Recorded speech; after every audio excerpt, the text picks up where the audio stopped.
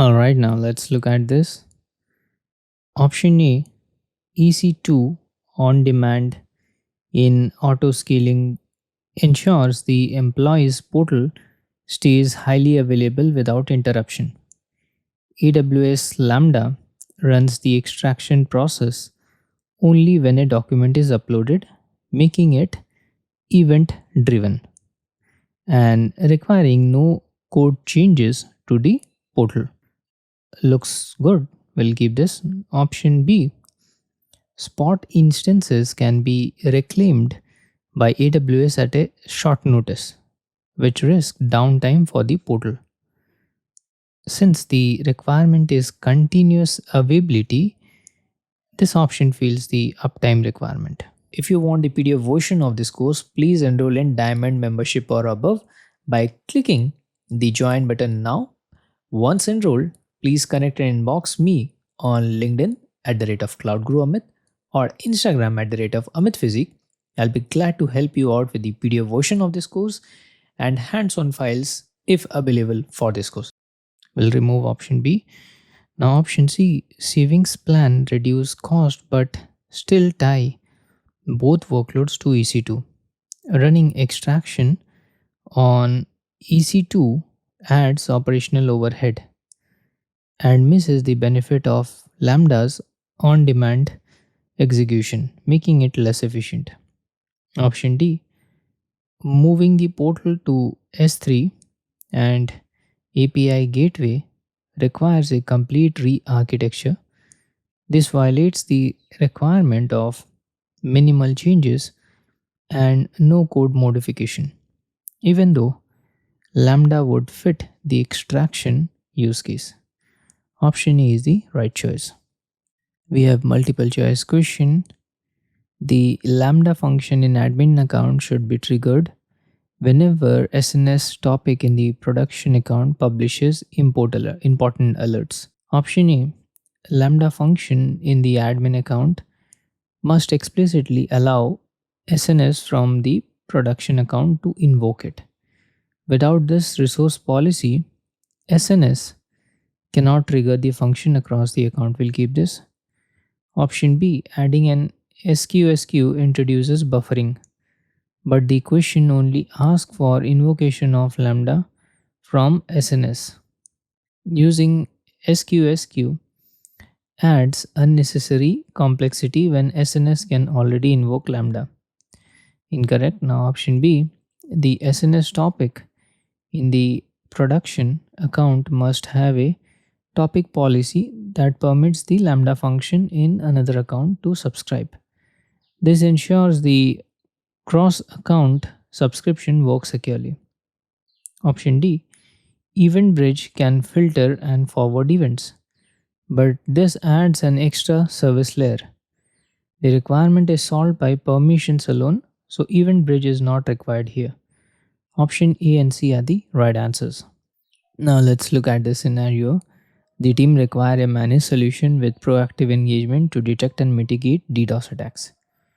Option A, AWS config checks resource configuration compliance.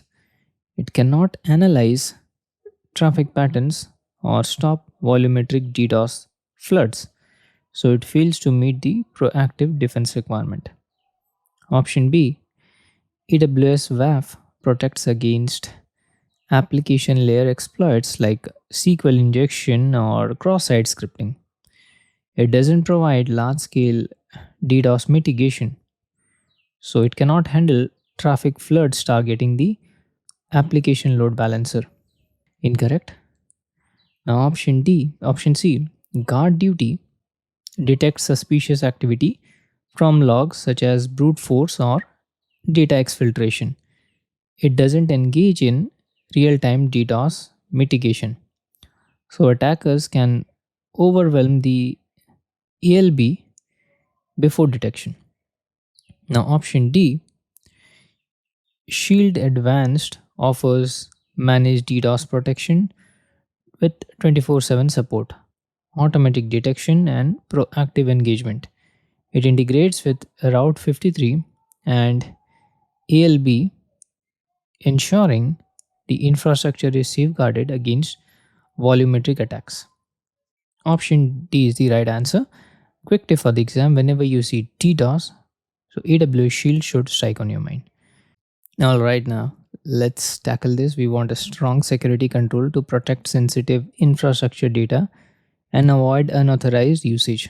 Option A: IAM user credentials are not secure when shared. They remove accountability, fail compliance audits, and expose the environment if one engineer leaves or if credentials are leaked. Incorrect. Option B: IAM roles enforce least privilege access, issue temporary credentials that auto rotate, and reduce misuse risk in production environments. Let's keep this. Option C: IAM access keys are not temporary, they do not rotate automatically, and they often end up hard coded in scripts. If compromised, they give attackers persistent access to AWS resources. Incorrect. Option D: Cognito user pool is not designed for internal engineers. It doesn't integrate well with AWS resource permissions, and it adds unnecessary complexity since its purpose is customer authentication for apps. Option B is the right answer. Now let's look at this scenario here. We want to reduce CPU pressure and improve database read performance. Option A: RDS read replica reduces load on the primary database by serving read queries separately. This avoids CPU saturation on the EC2 instance and improves query response times during peak workloads. We'll keep this. Option B: RDS read replica is not designed for write operations. Routing writes here breaks consistency since only the primary DB accepts write. Incorrect. Now option C: auto scaling group cannot scale a tightly coupled monolithic app beyond one EC2 instance. So adding more instances doesn't solve the CPU bottleneck. Option D: resizing EC2 and RDS only adds compute power but doesn't separate read traffic without a replica. Read queries continue to overload the primary database. Option A is the right choice. Here we go with a brainstorming question. The architecture should support event-driven communication using pub-sub model in a cost-efficient way. Option A: SQSQ is a queue-based designed for point-to-point message delivery, but it doesn't match the pub-sub keyword requirement, so subscriber cannot be notified simultaneously. Incorrect. Now option B: SNS supports pub-sub, but REST API pricing is higher than HTTP API for workloads with frequent API calls. This will increase operational cost unnecessarily. So for now, option B is not good as option D. So we'll reject option B. Now option C is the Kinesis, which is suitable for real-time analytics and streaming pipelines. In the question, there is no mention of streaming data or real-time data, right? We don't need Kinesis. Option D: HTTP API offers lower cost compared to the REST API as mentioned in option B. So while SNS natively supports pub/sub model in IT projects where millions of clients events are published daily, this combination reduces API gateway charges and still ensures scalable event distribution. Option D is the right choice. Here we go with a brainstorming question. So here after the migration, the database storage performance is slower compared to on-prem setup. Option A: stripping across multiple IO one volume distributes IO operations, uh, increasing aggregate throughput and lowering latency. This improves database storage performance beyond the limit of a single EBS volume. Let's keep this. Option B: 62,000 IOPS is already the maximum supported per IO1 volume, so increasing further is not possible. This option will not improve performance. Option C, expanding the volume size increases throughput baseline but doesn't raise IOPS beyond the provisioned 62,000. Performance bottleneck remains, so this doesn't solve the issue.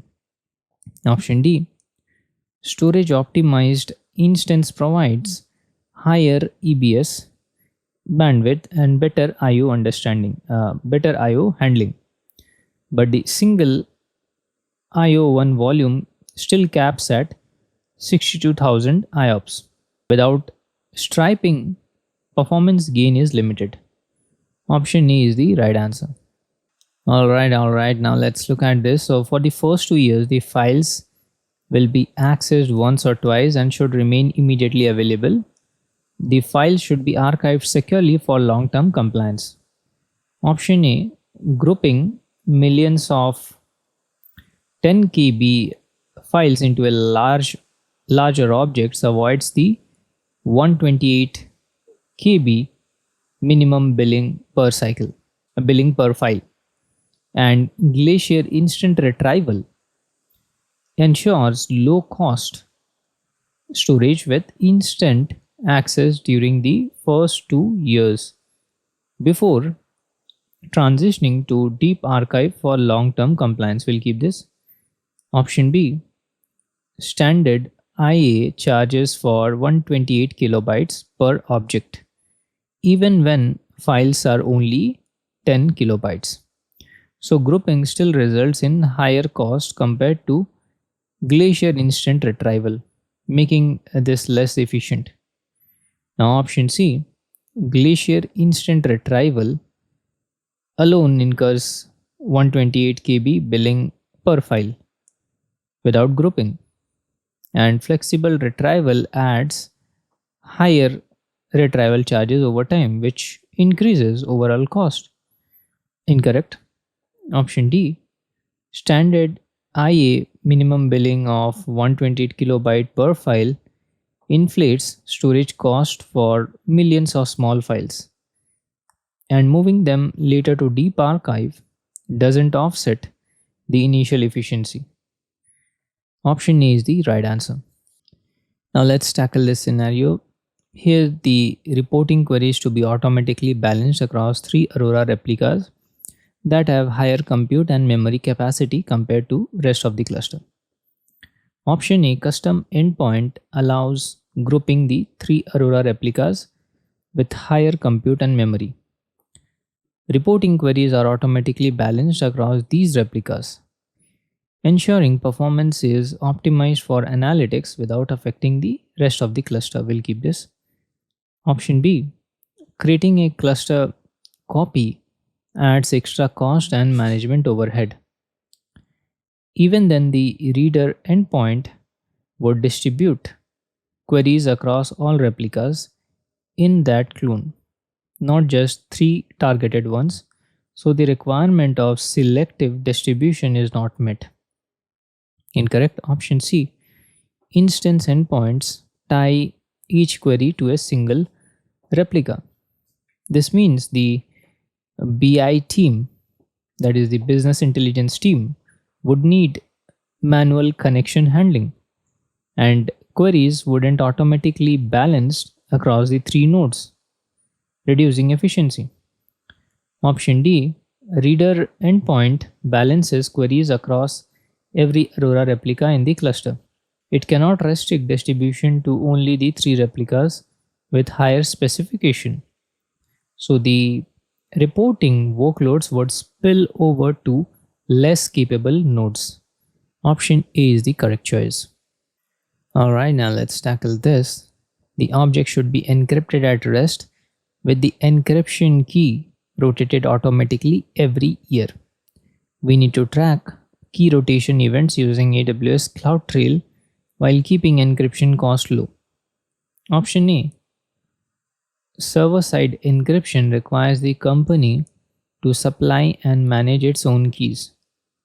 This means the IT team must handle rotation manually, and AWS doesn't store or log these operations in CloudTrail. It fails the automation and tracking requirement. Incorrect. Option B, SAC-S3 lets AWS manage the keys internally, but the company has no visibility into rotation events. Since CloudTrail doesn't log S3 managed key usage, the security team cannot audit rotation, making this unsuitable for compliance. Incorrect.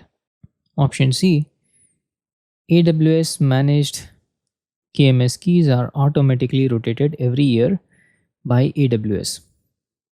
Rotation events are logged in CloudTrail, giving the IT security team audit visibility. There is no monthly storage fee for keys, so this option meets the compliance and minimizes cost. Let's keep this. Option D, customer managed KMS keys also support automatic rotation and CloudTrail logging. However, they incur a monthly fee per key plus usage charges, which increases cost compared to AWS managed KMS keys. Since cost minimization is required as per the question, this option D, is less suitable. Option C is the correct choice. So please don't go away. Let's meet in next part of the series. If you want the PDF version of this course, please enroll in Diamond membership or above by clicking the join button now. Once enrolled, please connect and inbox me on LinkedIn @CloudGuruAmit or Instagram @AmitPhysique.